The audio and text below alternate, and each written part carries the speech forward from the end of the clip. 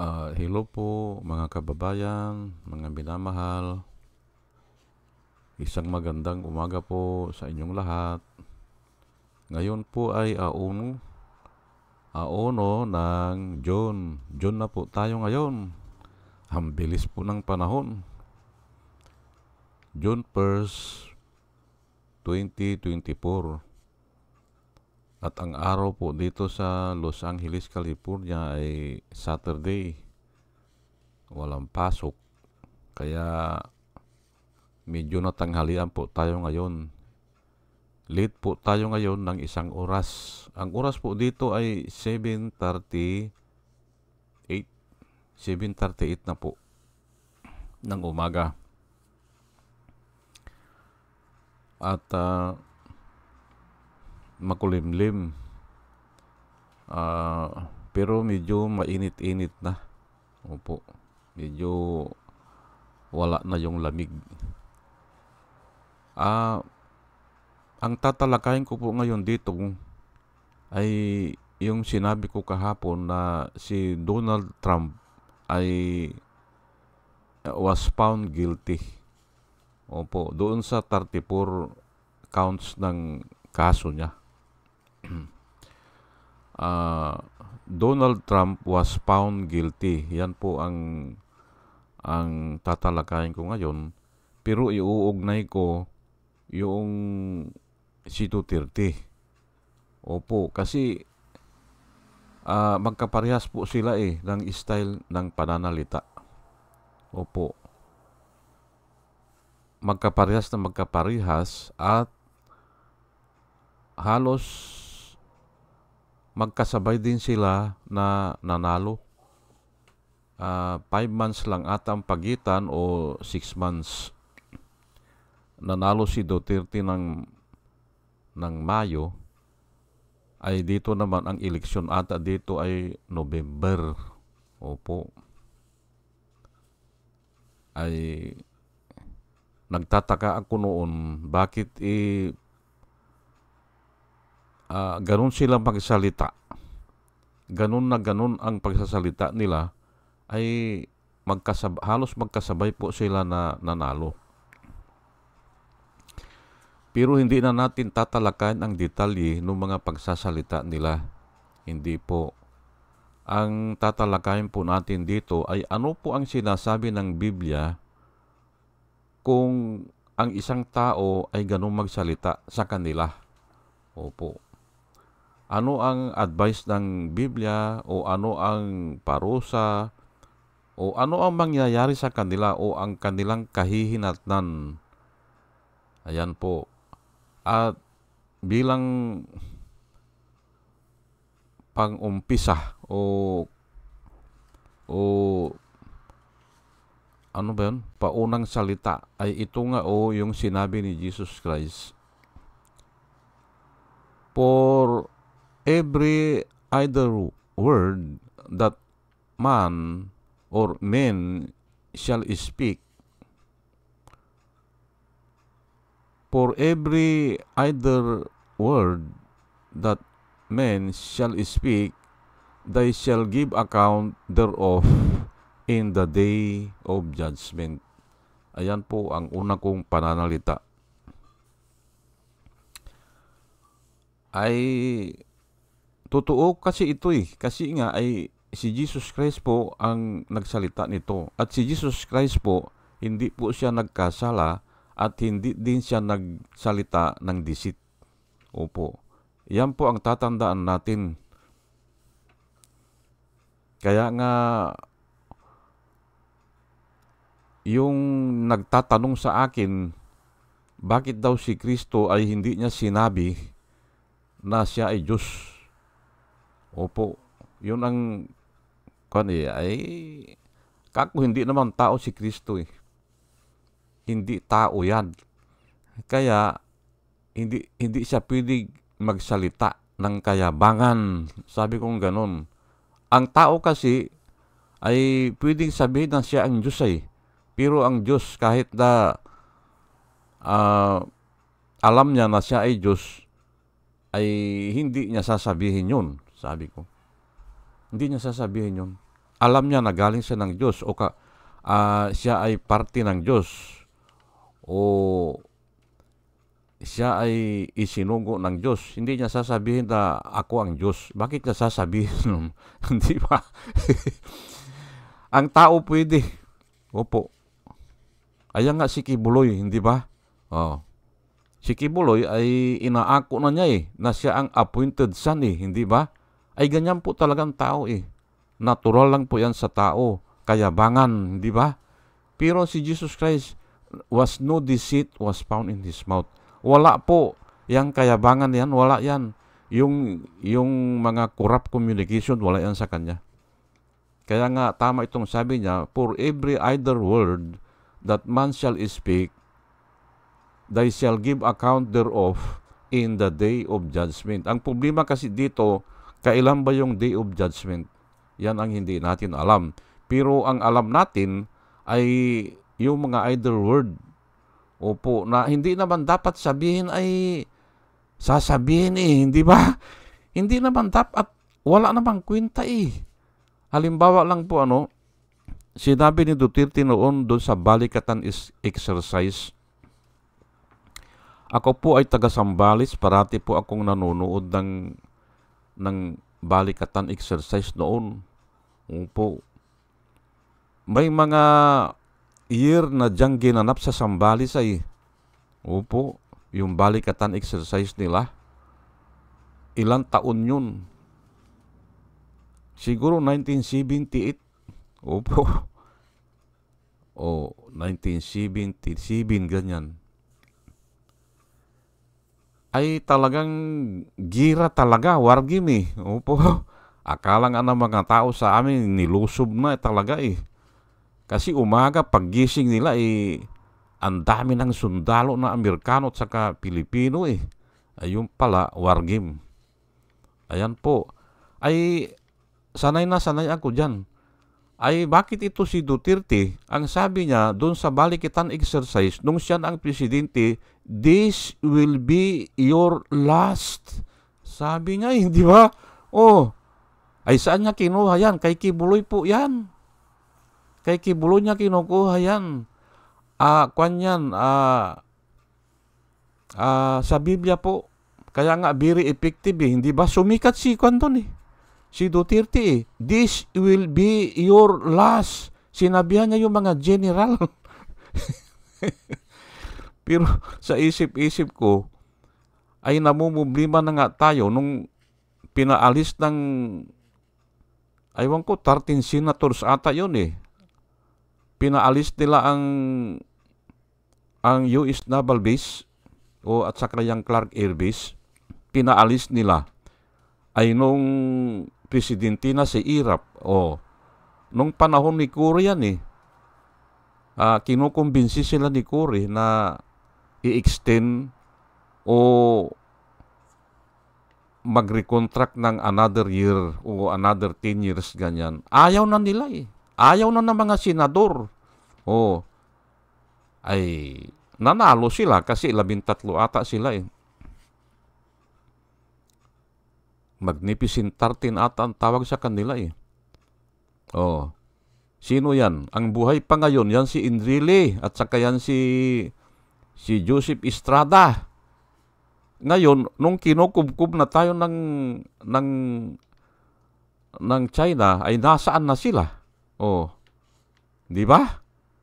Kaya kung minsan, kung iniisip natin na tama kung minsan, ay mali.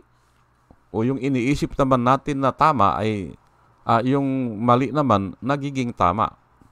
Kasi nga ay hindi naman tayo Diyos Ayan po they will give account thereof in the day of judgment. Yung lahat po na either word. Opo. Ay ayan po. Ay ito po si Trump, marami po din ito na either word na sinasabi. Kaya nga ganyan ang nangyari siguro sa kanya. Yan po ang buod ng ating talakayan ngayon. Pero bago ang lahat ay hayaan nyo muna na batiin ko o pasalamatan ko yung mga subscriber natin. Opo. Ay ito po sila salamat po sa inyong lahat si batch 1 po ito hello po sa inyong lahat at salamat po sa inyo. Si Rosana Narumi ng Japan, Al Ulalia ng Bacolod, Pampanga. Salamat po sa inyong lahat. Nang dahil po sa inyo ay ako ay nagsisikap na mag-vlog tuwing umaga from 6:30 to 7 o'clock ng mga bagay-bagay na news sa ating bansa, at ito naman ay tayo naman ay citizen of the world tayo hindi ba? Kahit na Pilipino ka at o Amerikano ka o US citizen ka, ay apektado tayo dito sa itong desisyon kay Donald Trump. Opo. Kay Libra Girl, kay Alex Sarmiento, kay Dolor Garcia ng Milano, Italy, Nana Antibi ng Bahrain, Will Utaib ng Laguna, Nelson Balyaran, Julia Magbanua ng Singapore, Andre Deliver, Arnold Pernan ng Cebu, Larry Nalbais, Josia Lan, Elenita Sculpture ng Germany, Ben Puno, Leti Peralta ng Mamburao Occidental, Mindoro, Maribel Baligat Colio, Querte Q, Juna M, Rinaldo Abintino, Mel Herrera ng Ibaston, Illinois, Ernesto Aburque, Pleasure Eduarde, Hiasmin San Juan, Roman De Paz, Mary Grace Santos, Pacmando, John Cabrera, Lowin Sigako, Ike Maglasang, Linda Trasmonte, Linda Walton, Sasha Andigwid, Lenny Bungat, Agripino C. Eduardo Gonzales ng Singapore, Bumble D. Di Juana Duco, Ernesto Honrado, Josephine Lucas, Bert Abogado, Dimitrio Pascual, Soledad Di Maculangan, Brinda Martin, CJ Torrio, Mirchor Tolentino, Brother Pacamara, Manuel Lim, Danilo Magno, Lawrence Alindayo, Edelberto Infante, Boss Reyes, Paul Vincent Lim, Sonny Gaya, Rupino Baldos, Betty Velasco, William Ilay, John D. Cinco, Victorino Repran, Norman Nabatar, Bonifacio Avila, Danilo Magno, Carl Alman, Salvi Ibanez, Domos Ticton, Tibtib Mercado, Bernadette Francisco, Yoser P.O., Cyril Andres, Hermihenil Dugardi, Ruben Delpin, Mama Gina, Lance Sumintak, Leonardo Asibis, Jose Tosi. Salamat po sa inyong lahat. Nang dahil po sa inyo ay ako ay patuloy na nagbablog. At ito naman po ang mga vloggers na kung saan ay nire-recommenda ko po sa inyo na ating suportahan at panoorin po. Ito po sila si Michael Apasible Bulletin, si Attorney Insurrecto, Bonyog Pagkakaisa, Vlogcaster Arban din, Engineer Tuto Kausing, Aling Marie, Mr. Sa Totoo Lang To, Christian Isguera, PMTGR Vloggers, The Action Man, Roy Japantors, Divina Apostol, CG Pichay, Kapihan ni Art at Ago, Dimjus Journey, Kakamping, Ang Batas with Attorney Claire Castro, at saka si Waldi Carbonil. Opo, ugaliin po natin na makinig sa kanila at suportahan po natin sila kasi nakikita ko na yung sinasabi po nila ay mga totoo at para po sa bayan. O sige po, at tayo po ay tuloy-tuloy na i-discuss po natin itong Donald Trump was found guilty. Opo. Napakabilis po ng desisyon. Hindi katulad po diyan sa atin ay talagang kuminsan patay na yung mga testigos. Opo, kasi inaabutan ng 10 years, 15 years. Opo. At inhustisya po yan pag ganyan na. Kung minsan nga yung estudyante ko noon, ngayon ko lang nalaman ah, tricycle, nagbanggaan sila gabi. Estudyante ko, pero yung isa ay barkada ko naman yung isa. Matanda na, ay mayaman yung barkada ko. Hindi ko alam noon, nagbanggaan. Ngayon, na-ospital yung mga estudyante ko. Noon pa yun. Noon pa.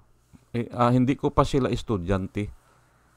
Ngayon, ay nagdimandahan ay naging engineer na yung estudyante ko.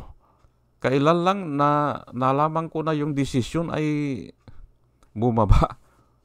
Panalo yung estudyante ko. Ilan sila yon? Tatlo sila. Nanalo sila sa kaso. Kasi yung napilayan yung isa Opo, napilayan. Ay, ay tumagal kasi mayaman naman yung barkada ko. Ganun po ang mga kaso sa atin. Inabutan din ata ng 15 years. Banggaan lang po ng tricycle yun gabi. Yan po. Ay, bali wala na dun sa mga estudyante ko kasi yung mga estudyante ko ngayon mayayaman na, nasa abroad na, mga professional na. Doon lang bumaba yung yung sentensya. Kaya pala nung estudyante ko sila, nagpapaalam sila na may pupuntahan daw sila. Sa kaso pala yun. Nagkakaso sila na nagbanggaan yung dalawang tricycle. Kinikwento ko lang po na dyan sa atin, yung husgado dyan o yung mga mahistrado dyan ay wala Hindi katulad dito, jury system ay kuwang ka talaga, huhusgahan ka ng tao. Opo, ng mga ordinaryong tao, ang titignan lang nila kung sino ang nagsisinungaling sa inyong dalawa. Yun lang ang titignan nila Ilalatad nila ang mga ebidensya. Pero yung paglatad ng ebidensya, nagkasundo na yung dalawang attorney na magkatunggali. Ganun po yan. Ngayon, ipipresenta na lang doon sa mga jury. At mabilis lang po yan. Kinuwento ko na kahapon dito, nung isang araw, kinausap ko yung mga kamag-anak nung asawa ko dito, paano ba yung jury system? Ay, yan nga, ang bilis sabi nila. Ang pinakamatagal dyan, yung isilik. Sino ang gagawin nila? Pero ang dami kanyang linyada.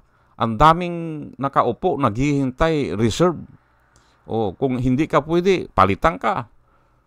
Sa susunod ka na naman yun. Ang dami nilang mga replacement. Ayan po. Ay dyan sa atin, iisa ang mag-judge kaya ang tagal At saka isa pa, pwedeng bayaran. Kasi nga, kilala nila ang judge Saan ang bahay, ilang taon na nanunungkulan, ganun po Pero dito, hindi mo nakilala kung sino yung nag-judge O yung tumayo na jury, ganun po dito. Kinikwento ko lang po dito sa Amerika. Ngayon ay punta na po tayo dito sa natin sa apat lang po ito Proverbs 18 verse 21, death and life are in the power of the tongue, and those who love it will eat its fruit. Ayan po ang bagay na bagay kay Duterte ngayon at saka kay Donald Trump. Kasi nga ay sentensyado na si Donald Trump Ay si Duterte naman ngayon, ang huling balita natin ngayong kahapon ay parang hindi na makita o parang nasa London na nagpapagamot. Ang sabi naman ng iba ay nagtatago na. Kasi nga ay pinadalhan na ng 2 batalyon na PNP, Special Action Force ang Davao City. At nung isang araw, natalakay ko din na galing naman kay Engineer Tuto Kausing, maraming nakapansin daw na truck na mga sundalo, isang batalyon daw. Sundalo po hindi PNP ha, sundalo na papasok din ng Davao. Nakita nila, truck. Ayan po. Kaya nga siguro, coordinated na yan dito. At kaninang umaga, may balita din ako na ni-raid yung bahay ni Kibuloy dito sa Amerika, dito sa California. O, ni-raid ng FBI. Kaninang umaga lang. Pero hindi ko pa masyadong tinitignan eh. O, ayan po ang mga balita. Ay parang ang paliit ng paliit yung mundo nila na itong mga nagsasalita ng mga idle word. Di ba? Ay kasi nga for every idle word that man shall speak, he will give account thereof in the day of judgment. Ayun ang problema natin eh. Kailan ba yung day of judgment? Ay Diyos lang ang nakakaalam po niyan. Matthew 12 verse 37. Ayan po, basahin nyo po. For by your words you will be acquitted, and by your words you will be condemned. Ayan po eh. Ang linaw po niyan, hindi ba? Kaya po kami, mga born again, hindi po kami nagmumura. Iniiwasan po namin yan. Kasi nga, for if the idle word, hindi ba? Ay idle word yan. Bakit mo sasabihin yan? Hindi ba? Pero pwedeng magmura kung talagang totoo yung sasabihin mo. O kaya wala kang word na pwedeng banggitin. O gusto mo lang eksaktong word ang babanggitin mo. Katulad po si Jesus Christ, sinabihan niya po ang mga Pariseo na hypocrites. Hindi ba? Sinabihan din niya na brood of vipers. Lahi kayo ng mga ulupong. Harap-harapan po yan. Opo, harap-harapan po. Siguro, nangangaral siya ay naandun din sa mga townspeople. Kaya binabawalan siya ng mga disipulo niya. Sabi ng mga disipulo niya, baka marinig ka ng ng mga Pariseo.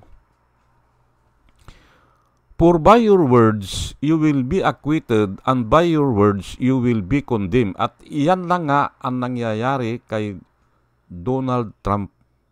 At malamang ito mangyayari na rin kay Kibuloy at saka kay Duterte. Puro mga idle words kasi ang mga sinasabi nila eh. Hindi ba? Saan kinuha ni Duterte yung mumurahin niya ang Papa? Hindi ba? O yung Pope? Ay kay Kibuloy yan. Idle word po yan. Maliban na lang kung bibigyan niya ng sustansya, hindi ba? May sinabi pa nga siya noon na ang China raw, ang Pilipinas ay lalaban against the US. Sinabi pa yung idle word po yun. Bakit? Ay ang dami pong Pilipino dito. Nagpapadala ng pira dyan sa Pilipinas, sa mga kamag-anak. Mas malaki pa pala ang pinapadala na nanggagaling ng Pilipinas kisa sa yung pagsama-samahin mo na yan dyan sa Middle East. Opo. Mas marami ang pira na nanggagaling po dito sa Amerika. Tapos ganun ang sasabihin niya. Hindi ba? Lalabanan niya ang Amerika? Ay hindi po papayag ang mga Pilipino dito. Opo. Ayan po, hindi ba idle word po yan? Proverbs 12 verse 13. An evil man trapped by his rebellious speech, but a righteous man escapes from trouble. Ayan po, An evil man is trapped. Ibig sabihin, hindi siya makaalis o hindi siya makagalaw. Na-trap siya by his rebellious speech, but a righteous man escapes from trouble. Ayan po, si Kibuloy, hindi ba? Anong sabi niya? Hindi siya pahuhuli eh. Oh, ay ito rin si Duterte eh, hindi ba? Oh, ang sinasabi niya ay not in a million years. Tignan niyo po yan. Not in a million years, hindi daw siya pwedeng hulihin. Ay kaya nga ako iniisip ko noon, magpapakamatay ito. Pati na yan siguro si Kibuloy. Oh, at ngayon nga, ito nga ang nangyayari kay Donald Trump eh. Oh, nasintinsahan na siya, ay sinasabi pa niya na parang yung injustice o political motives lang. Yung pang sinasabi niya ngayon ay walang natin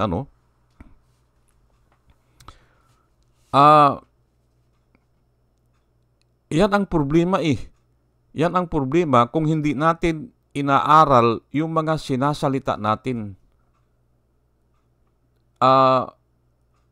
Life and death is in the power of the tongue. Ayan po, yung unang salita natin, di ba? O ito ngayon, natatrap po sila eh. O, at marami din po ang nagsasabi ngayon na si Kibuloy ay hindi pahuhuli talaga ng buhay. Mamamatay yan, sabi nila. Yan ang sinasabi nila. Ay ako ganun din eh. Kasi nga, parang si Hitler din yan eh, na pinakita niya na siya ang pinakamagaling, na siya ang pinakamatapang, hindi ba? Siya ang pinakamatapang. Kaya nga napapasunod niya yung mga general niya eh. Pero nung nagpakamatay po siya, nagbaril po si Hitler sa sarili. Pumasok siya doon sa dungeon niya, doon sa ginawa niyang dungeon, at nagbaril siya sa sarili. Ganun po yan. Nung sinabihan siya ng general of the ammunition niya, Sir, 1 araw o 2 araw na lang sir ang ammunition natin. Wala na. Wala na po tayong ammunition. Oh, anong ginawa niya? Ang ibig kasing sabihin nun ay wala na silang ilalaban. Ay nakukubkub na sila. Oh. Ay Russia pa naman ang nauuna. Ay ang Russia yan symbol yan, bear. Walang patawad ang bear kung nagalit yan, hindi ba? Oh. Nasa Biblia po yan. Hindi ba? Oh. Tinatanong ni Job, hindi ba? Si Job. Oh, yung mga nagmamagaling na tao, kaya mo ba kanyang i-rearrange yung mga bituin dyan sa langit? Oh, tinatanong po ni Job eh. Oh. Kaya mo ba kanya silang yung mga bituin sa langit? Pwede mong baguhin ang posisyon nila dyan? Oh. Kasi nga nagmamagaling yung mga tao na parang sila ang Diyos hindi ba? Oh. At tinanong niya, kaya mo ba kanyang kunin yung anak ng bear, yung nagpapasuso? Oh, kunin mo yung anak niya? Ay hindi papatayin ka ng bear, hindi ba? Ganun po yan. Oh, nasa Biblia po yan. Oh. Ngayon ay ito na tayo sa Ecclesiastes chapter 10 ay sinamarize na lang ito verse 12 hanggang 14. The words of a wise man mouth are gracious, but the lips of a fool will swallow up himself. Ayan po, yan talaga ang totoong nangyayari sa kanila sa pamamagitan ng kanilang bunganga o kanilang pananalita. Napupunta sila sa ganyang sitwasyon. Di ba? Oh, si Kibuloy nagtatago. Oh, si Duterte ay malamang huhulihin na rin yan Sabay na yan palagay ko Oh, 2 batalyon at saka ay 1 batalyon na army. Ay pag ang army po ang pumunta sa isang lugar at nag-operasyon yan, kasama po ang supply officer dyan. Opo, pagkain yan, mga ammunition, kasama yan. Opo, batalyon yan. Oh, ang presidential command po, yung ano bang tawag doon? Security command, batalyon din po yan, isang batalyon. Oh, para maintindihan nyo po, hindi ba? O sige po at hanggang dito na lang po ano. Sayang, marami sana akong sasabihin ano. Ay kulang ang oras po ano. At nililimit ko lang po sa 30 minutes to 40 minutes. O sige po ano, at ang dalangin ko po sa Panginoon ay sana sa ating pakikinig ay nakakakuha po tayo ng wisdom ano, na nanggagaling po sa Kanya. At muli ay isang magandang umaga po at salamat po sa inyong pakikinig. Salamat po ng marami. Salamat po.